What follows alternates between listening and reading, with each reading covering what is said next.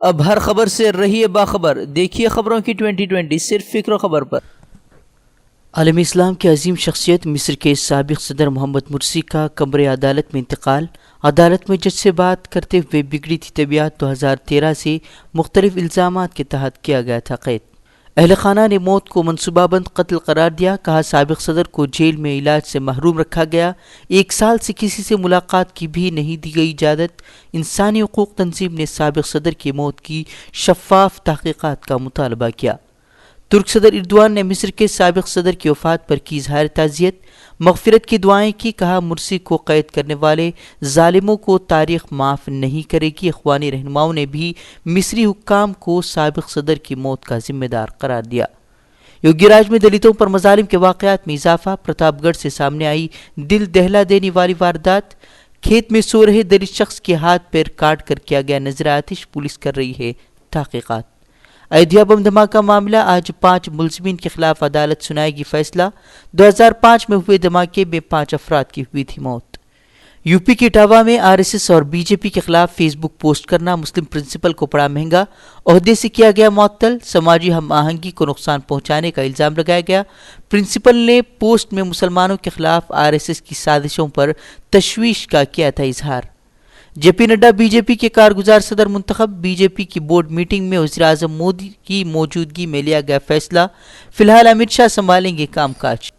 دہلی میں auto driver کی پٹائی کی ویڈیو پر بوال جاری، پولیس تھانے میں دیر رات تک لوگوں کا ہنگامہ، ڈرائیور کے خلاف درج کیس واپس لینے اور ویڈیو میں نظر آئے سبھی پولیس اہلکاروں کو معطل کرنے کی مانگ۔ دہشت گردی کی ملزمہ پرگیا ٹھاکر کو لوک سبھا میں پہلے ہی دن اپوزیشن کی مخالفت کا کرنا پڑا سامنا، اصلی نام کے بجائے سادھوی پرگیا کے نام پر حلف لینے پر اپوزیشن نے جتایا اعتراض، عبوری اسپیکر نے بھی سادھوی کو اصل نام سے حلف لینے کو کہا۔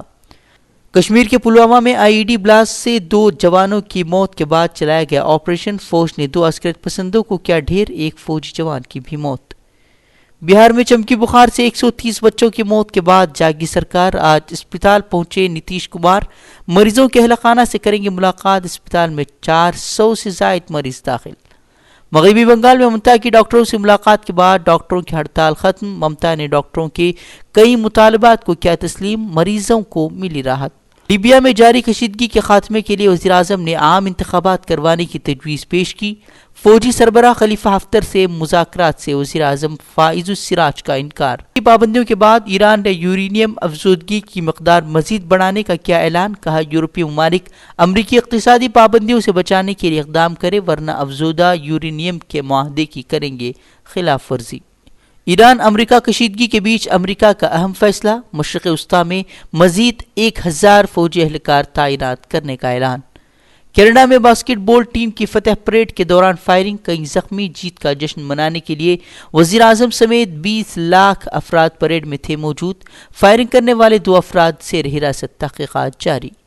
چین کے صوبے سیچوان میں زلزلہ، 11 افراد ہلاک، 100 سے زائد افراد زخمی، ریکٹر اسکیل پر زلزلے کی شدت 6 ریکارڈ، زلزلے سے عمارتوں کو بھی پہنچا کافی نقصان۔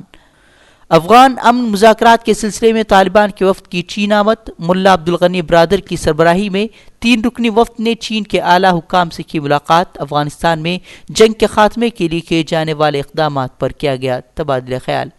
کرکٹ ورلڈ کپ میں بنگلہ دیش کی ویسٹ انڈیز کے خلاف شاندار جیت، 321 رنوں کا پیچھا کرنے اتری ٹیم نے 41 اووروں میں حاصل کی جیت، شکیب الحسن رہے مین آف دی میچ۔